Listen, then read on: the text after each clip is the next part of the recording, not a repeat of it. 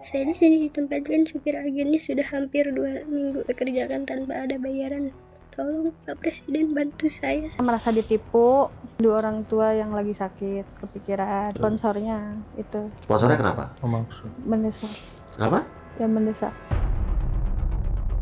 Kamu dijanjikan kerja di mana pada saat itu? Di Oman, kenyataannya malah dibawa ke kantor. Saya dijemput lagi sama supir agensinya di Oman ke rumahnya, dipekerjakan di sana. Di WA, katanya kalau mau pulang ada buat ganti ruginya, denda 30 juta itu. Assalamualaikum warahmatullahi wabarakatuh. Nama saya Eva Nursofa. Pak Presiden Prabowo, saya mau pulang. Saya minta tolong Pak Presiden. Saat ini saya berada di Oman, Saudi Arabia. Dijanjikan oleh sponsor bekerja, ternyata saya di sini ditempatkan supir agennya sudah hampir 2 minggu. Saya di sini dipekerjakan tanpa ada bayaran. Dari pagi sampai malam bekerja. Tolong Pak Presiden Prabowo, Bapak Gubernur Jawa Barat Kang Deddy, tolong Pak Bupati Karawang, Bapak Haji Aib, oknum PT dan sponsor orang Karawang dan Tangerang tidak bertanggung jawab kepada saya. Paspor saya ditahan dan visa saya visa turis bukan visa TKW. Saya di sini tidak diberi makan cuman 1 kali, itu pun jam 1 malam. Saya tidak punya apa-apa di sini, tidak punya uang sepeser pun. Tolong Pak Presiden bantu saya pengen pulang. Orang tua saya sakit di rumah, Pak Presiden. Ya, itu adalah video dari Eva Nursofa, ya, PMI, ya, pekerja migran Indonesia yang pada saat itu meminta tolong karena terjebak di Oman, ya? Iya. Di Oman. Oke, Eva Insan udah dari sini, alhamdulillah. Ya, kita akan tanya gimana sih Eva bisa ada di sana dan menurut Eva terjebak di sana gitu. Siapa yang berangkatin dulu, berangkatnya pakai visa apa, ilegal apa legal, kenapa kamu nangis minta tolong di sana gitu kan? Apakah kamu tidak sesuai yang dijanjikan sebelumnya? Kita akan tanya nih. Ya. Dan pemirsa, ketemu lagi bersama saya Uya Kuya atau Surya Utama SIP, Sarjana Ilmu Politik Universitas Indonesia. Sekaligus juga anggota DPR RI Komisi 9 dari fraksi Partai Amanat Nasional yang membawahi salah satunya juga Kementerian Perlindungan Pekerja Migran Indonesia. Oke. Dan ketemu lagi di LBU, Lembaga Bantuan Uya. Ada Eva Nursofa, ada Bang Dede. Bang DJ lah, Bang DJ biasa. Bang DJ ya, kuasa hukumnya. Eva, kamu tuh minta tolong waktu itu kenapa? Kamu mau berangkat ke Oman tuh atas kesadaran sendiri apa enggak? Atas kesadaran sendiri. Mau berangkat jadi PMI di situ. Iya. Ya, pekerja migran di situ. Terus kenapa sampai sana kamu tuh tiba-tiba apa nggak betah atau ditipu, apa dibohongin, apa gimana? Saya merasa, yang pertama merasa ditipu, ya yang kedua rindu orang tua yang lagi sakit, kepikiran. Waktu berangkat orang tuanya udah sakit? Iya, udah sakit. Kenapa tetap berangkat?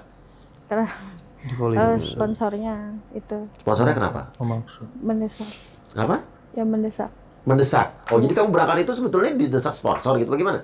Nggak terlalu didesak sih, cuman katanya ya saya kan takut kena ganti rugi gitu, takutnya dicari suruh bayar denda kayak gitu. Oke, enggak, so, pelan-pelan biar kita ngerti nih. Awalnya tuh kamu udah nyerahin duit apa? Apa dikasih duit sebelumnya? Iya, dikasih uang PIT. Kamu dikasih uang fit sejumlah berapa? 3 juta. Dari sponsor ini? Iya. Kalau kamu mau berangkat ke sana? Oke, terus? Ya. Sebetulnya kamu mau berangkat gak pada saat itu? Ada emang bimbang juga sih. Bimbang? Iya. Oke, terus? Kan udah bilang waktu itu ke sponsornya saya siap berangkatnya habis lebaran. Tapi katanya nggak bisa di cancel. Harus berangkat? Iya, harus tetap berangkat. Oke, kamu dijanjikan kerja di mana pada saat itu? Kerja di Oman, katanya dijanjikannya setelah sampai di sana saya udah dapat majikan, dijemput sama majikan langsung. Jemput majikan, berarti pekerja domestik atau rumah tangga berarti ya? Iya. Oke. Ternyata kenyataannya pas sampai sana? Kenyataannya malah dibawa ke kantor. Dibawa ke kantor? Iya. Terus? Di sana kan dapat 4 hari.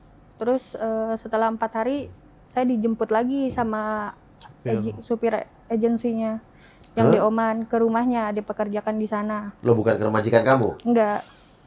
Oke, terus? Setelah dipekerjakan di sana, Saya juga sponsornya bilang sabar katanya gitu, sedang dibuatkan igoma kayak terus nanti juga dijemput sama majikan, tapi nyatanya enggak. Oke, jadi kamu dibawa ke rumah supir agensi, bilang mau nanti dijemput majikan tapi tidak dijemput-jemput. Oke, tapi kamu di rumah supir itu dipekerjakan apa tidak? Dipekerjakan. Disuruh kerja? Iya. Kerja apa aja? Kayak beberes, terus bantuin masak. Kayak gitu. Nyuci, ya. Terus nyuci, ngepel. Oke. Terus apa yang membuat kamu pada saat itu, ini berapa lama total di situ berarti? 13 hari.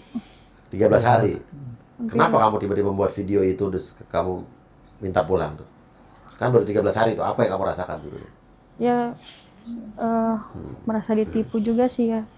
Terus saya juga rindu kepikiran orang tua di rumah yang lagi sakit, nangis.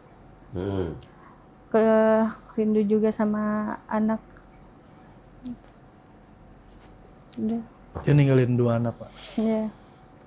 Ini maaf ya, saya kan juga harus berpikir, harus objektif juga. Betul. Intinya setiap orang yang mau berangkat bekerja di luar, jadi PMI, itu hal yang bagus, yang mulia, pasti pengen memperbaiki ekonomi keluarganya. Artinya saat kita berangkat ke sana harus siap mental. Kita siap meninggalkan keluarga kita untuk kita memperbaiki kehidupan kita di sana. Ekonomi kita. Mendapatkan gaji yang lebih banyak mungkin karena di sini tidak ada pekerjaan, tapi juga harus dengan prosedur yang legal. Betul. Nah, jangan juga kita berangkat ke sana, udah keluar ini itu, sampai sana tiba-tiba kita pengen pulang. Kecuali di sana disiksa. Atau tiba-tiba tidak digaji, itu kan. Ini bukan buat kamu ya, buat orang-orang yang pengen berangkat harus siap mentalnya. Ya, tapi juga pakai prosedur yang legal. Bukan yang ilegal. Karena kalau saat legal, pemerintah akan melindungi kamu. Dari sebelum berangkat, seberangkat, sampai kamu pulang pun akan dilindungi oleh pemerintah. Betul. Nah, artinya adalah saat kita berangkat ke sana, tetapkan hati kita apakah kita siap. Kita berpisah jauh dari keluarga, harus udah dicerna baik-baik. Ini jadi pelajaran juga buat yang lain. Karena menurut saya, kamu beruntung nih. Kamu baru 13 hari bisa pulang. Dengan selamat. Banyak orang-orang yang sudah bertahun-tahun pengen pulang karena mereka mendapatkan hal yang lebih sadis dari kamu, tapi belum bisa pulang ke sini. Jadi ini maksudnya adalah saya mendukung siapapun untuk berangkat kerja di luar negeri, tapi untuk memperbaiki hidup kalian. Betul. Saya juga ada untuk kalian. Saya akan juga melindungi kalian. Sebagai saya pribadi maupun sebagai saya DPR. Karena sebelum saya jadi DPR, saya juga udah concern soal ini dari 4 tahun yang lalu. Tapi please, bantu kita, bantu pemerintah juga. Berangkatlah yang melalui jalur prosedur yang jelas. PT-PT, agen-agen yang jelas. Cara-cara yang jelas, kalian akan dapat asuransi, ikut BPJS Ketenagakerjaan juga, dan lain sebagainya. Sehingga kalian juga pas pulang ke sini juga akan tetap dilindungi. Betul. Please, lakukan dengan itu. Nah, pertanyaan saya, kamu berangkat dengan visa apa? Visa turis. Visa turis? Ya. Itu aja sebenarnya sudah menyalahi aturan. Betul. Yang prosedural. Oke. Nggak apa-apa lah. Tapi ini kan jadi pelajaran. Saya tidak menyalahkan kamu. Mungkin kamu tidak tahu ya. Kepolosan, Pak. Kepolosan. Ya, karena banyak orang yang berangkat tidak tahu nih. Betul. Jadi ini berarti pemerintah juga harus tegas kepada PT-PT, ya agen-agen yang nakal-nakal nih. Nah, itu yang dia. nipu orang-orang desa, orang-orang di kampung-kampung. Ya. Harus diberantas. Ya. Dengan berangkat mereka kan nggak tahu apa-apa. Kasih informasi yang jelas. Dan menurut gua, ya, pemerintah ini harus tegas menindak, menghukum PT-PT yang nakal-nakal ini. Itu nanti tugas saya juga ya. Siap. Oke, maaf ya. Kita kembali lagi. Mbak akhirnya protes ke agensinya nggak? Protes. Bilang apa? Kata saya, udah saya minta dipulangin aja kalau gini caranya gitu. Terus kata agennya, udah sabar katanya gitu. Terus gak bisa sabar-sabar, soalnya saya juga merasa ditipu ya. Karena dijanjikan, tidak, ya dijanjikan di sana pas begitu landing dari pesawat dijemput sama majikan, iya, tapi nyatanya enggak. Terus apa kata agennya? Terus kata agennya, emang ngomong kayak gitu ya, katanya gitu. Ya iyalah, Dia orang merasa- harus ini untuk agennya juga ya. Kalau kalian berangkatin orang ke sana kan harus udah pasti ada jaminan dia kerja di mana dong. Betul. Jangan lu berangkatin orang sampai sana masih terkatung-katung, nggak tahu ditempatin di mana, itu namanya bisa jadi TPPO nanti. Betul. Iya kan? Ada indikasi. Lu harus tahu dong di mana dia kerja, majikan udah jelas siapa ya kan. Betul. Oke, terus abis itu apa kata agent lagi? Katanya orang lain juga ada yang di kantor dapat majikan 3 bulan, 2 bulan katanya gitu. Terus kata saya kalau ibaratnya saya dipekerjakan terus di rumah agent itu selama 3 bulan, saya nggak dapat gaji enggak, kan bahasanya training katanya. Yeah, kalau yeah. training kan otomatis nggak digaji ya. Iya. Oke, akhirnya kamu bisa pulang itu gimana ceritanya? Ya saya minta tolong sama Pak Dede. Terus? Pak Dede menyarankan buat bikin video biar bisa pulang. Oke, yang mulangin biaya siapa akhirnya? Biaya agent. Agentnya akhirnya mau mulangin setelah Iya. viral, dia Iya. takut gitu. Iya. Soalnya dia di sana juga saya suruh dibikin buat video klarifikasi Berapa Apa? kali? 3 kali. Kamu buat? Iya buat. Soalnya di kata agentnya kalau kamu mau pulang kamu harus bikin video klarifikasi Bahwa? bahwa yang di video itu katanya nggak benar katanya gitu. Kamu buat tuh. Iya. Terus video klarifikasi itu ditayangkan di mana? Di akun medsos, ya, Facebook. Dan itu pun dibuatnya bukan hanya 1 kali, bahkan berkali-kali gitu. Jadi untuk menggoreng opini publik bahwasanya dia itu seolah-olah baik-baik saja di sana, seperti itu. Oh, dipaksa tuh ya? Dipaksa begitu. Oke. Masih ada video klarifikasinya? Ada kayaknya kalau misalkan cek-cek di media sosial itu ya. Kalau Oke, di tapi kamu buat video kasih itu atas keterpaksaan apa emang Iya. Keterpaksaan. dipaksa? Disuruh. Kalau enggak dipulangin. Iya. Kita lihat ya video yang dia buat tapi atas desakan dan suruhan di agent ya. Sponsor apa agent nih? Sponsor agensi. Agent ya. Oke, kita lihat. Assalamualaikum warahmatullahi wabarakatuh. Saya Eva Nursopa. Saya meminta maaf atas kegaduhan huru-hara kemarin yang membuat ramai publik. Saya di sini bekerja memang belum 2 minggu. Saya di sini bekerja sudah 1 minggu. Dan saya membuat video tersebut atas perintah dari pengacara saya. Dan saya memang ingin pulang. Saya di sini tidak betah dan tidak bisa memakan makanan di sini. Saya hanya rindu dengan anak-anak saya dan orang tua saya yang sedang sakit. Sekali lagi saya meminta maaf. Semoga kejadian ini tidak terulang lagi. Saya hanya ingin pulang ke Indonesia. Terima kasih. Wassalamualaikum warahmatullahi wabarakatuh. Nah, akhirnya kamu bisa pulang tuh dikabarin apa sama dia? Mereka ngomong apa? Ya katanya kalau mau pulang cepet-cepet harus bikin video klarifikasi, terus dia minta katasan di akun sosmed saya. Cuman saya kasih kata sandi palsu. Saya Karena itu sebenarnya nggak privasi mau. kan, Iya. nggak boleh. Saya sebenarnya nggak mau, kata saya. Ya udah serahin aja ke Pak Jalal, tapi dianya nggak mau. Oke, Agent itu. tapi menurut saya sih Eva ini masih beruntung di antara orang-orang yang lain. Dia bisa pulang ke sini. Kan menurut saya banyak orang-orang lain yang mengalami nasib yang sama bahkan jauh lebih buruk dibanding Eva di sana. Tapi mereka masih punya keterbatasan untuk pulang ke Bisa sini. pulang ke sini. Seperti itu. Agentnya namanya apa? Gak tahu namanya. Nggak tahu namanya. Sponsor yang berangkatin kamu siapa? Tina dan Pak Asep. Tina? Dan Pak Asep. Warga mana itu? Warga Karawang. Karawang. Iya. Ada tanggung jawabnya nggak Tina dan Pak Asep ini? Ya. Kalau di sini nggak ada. Waktu kamu pulang, dia nemuin kamu nggak? Nggak sama sekali. Tidak sama sekali. Tidak.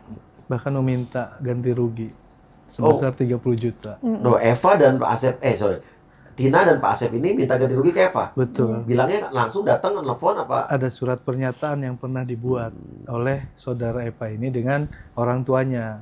Di dalam surat pernyataan itu, jadi ada denda besaran 30 juta, Pak. Gitu kan. Nah, bodohnya mereka itu membuat surat pernyataan itu, jadi Eva ini membuat pernyataan ini bekerja sama dengan pihak siapa? Karena di dalam surat pernyataan itu tidak diketahui atau ditandatangani oleh pihak agensi atau sponsor. Seperti itu. Nah, nanti saya buka dokumennya ada. Oke.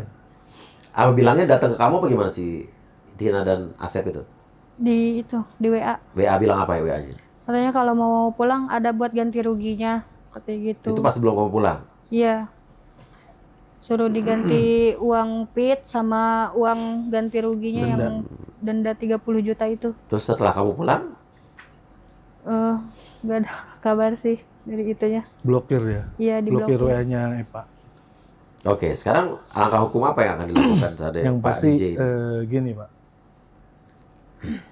tindakan terhadap pidana perdagangan orang ini kan sudah jelas gitu kan, bahwasannya kemarin pada saat kami melakukan rapat dengar pendapat dengan Komisi 4 di DPD Karawang, bahwasannya yang hadir itu pada saat yang berkaitan dari P2MI Provinsi Jawa Barat dan juga dari Imigrasi Karawang serta Dinas Tenaga Kerja Kabupaten Karawang. Beliau pun setelah saya buka data terkait EPA meminta pertolongan kepada saya buka paspor dan visanya itu gitu kan, semua dinyatakan bahwasannya itu adalah indikasi unprocedural. Seperti itu. Karena, Pak, saya potong dulu nih. Iya. Keberangkatan PMI ke Timur Tengah itu sejak 2015 sampai 2016 itu masih moratorium, artinya Betul. ditunda. Betul. Artinya yang berangkat ke sana itu bisa dikatakan ilegal. Ilegal. Semua yang berangkat Iya. ke sana pasca 2015 itu semuanya ilegal. Nah, sekarang kan baru mau dibuka lagi nih Baru mau katanya. dibuka. Iya. Gitu. Makanya kemarin saya berbicara keras terhadap rapat dengar pendapat itu, karena saya sempat sebelum kepulangan EPA itu akan melakukan tindakan hukum untuk membuka pelaporan gitu kan terhadap oknum-oknum ini. Tapi entah ada apa gitu kan dari pihak kepolisian Polres Karawang ini, khususnya ya unit PPA gitu kan, tidak menggubris terhadap pelaporan kami gitu. Otomatis kami tanda tanya. Di mana nih, di Polres mana? Di Polres Karawang. Kerawang. Di Polres Coba Karawang. nanti saya tanyain ya ke Kapolresnya ya. Ya, jadi ada apa gitu kan? Karena apakah sejauh ini gitu kan hasil yang memang kita pernah dapat investigasi di bawah gitu kan di lapangan, bahwasannya sponsor-sponsor ilegal ini atau agensi-agensi ilegal ini mereka berlindung terhadap, maaf saya sebut di sini ya, di dalam organisasi Forum Indonesia, DPD Kabupaten Karawang gitu kan, yang memang diketuai ya inisialnya E lah gitu kan. Nah dari situ, bahkan pada saat kemarin EPA sudah landing di Indonesia pun, karena saya sebagai kuasa hukum dari orang tuanya EPA, kami pun tidak diberitahu kepulangannya EPA sampai di Indonesia ini loh gitu. Nah saya pun akhirnya berpikir gitu, agensi dan sponsor ini kan meminta pertolongan kepada pihak forum tersebut untuk bisa memulangkan EPA. Otomatis secara pemikiran logis kita, loh berarti adanya organisasi ini untuk melindungi sponsor-sponsor bodong ini loh, atau sponsor-sponsor ilegal ini, seperti itu. Nah akhirnya saya sarankan gitu kan, atas permintaan orang tua dari EPA, untuk serah terima EPA itu dilakukan di Polres Karawang agar diketahui oleh APH. Itu agar ini tidak menjadi isu liar bahwasanya kepulangan EPA itu dipulangkan atas dasar bantuan dari forum tersebut. Padahal kenyataannya yang mulangkan adalah siapa? Gitu. Yang mulangkan itu kan dari pihak agensi, karena atas dasar dorongan dari kita. Gitu. Karena pada tanggal 7 Maret EPA menghubungi saya jam 1.20, setengah 2 kurang lebih ya. EPA menghubungi saya sambil nangis-nangis gitu kan. Saya juga kaget. Saya tanya, ada apa EPA? Gitu kan. Kok nangis? Begitu dia bilang, saya lagi di Oman Pak, katanya. Loh, kok di Oman? Jauh amat, kan gitu Pak? Iya. Jauh amat. Kapan berangkatnya? Gitu kan. Seminggu yang lalu, kata dia.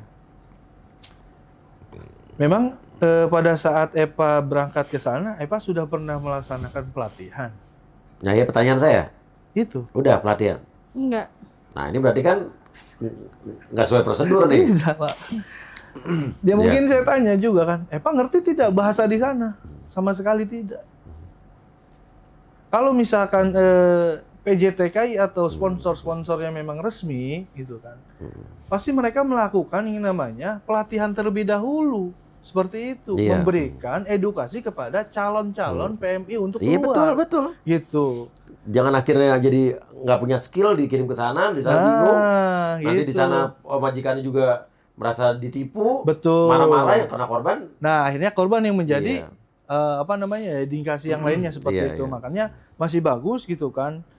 Korban ini meminta pertolongan ke kami gitu kan. Akhirnya kami sarankan untuk ya sudah buat aja video. Karena sebelum dia minta tolong kepada saya pun pernah minta tolong ke salah satu organisasi relawan yang kemarin pada saat Pilpres ya Pak ya gitu.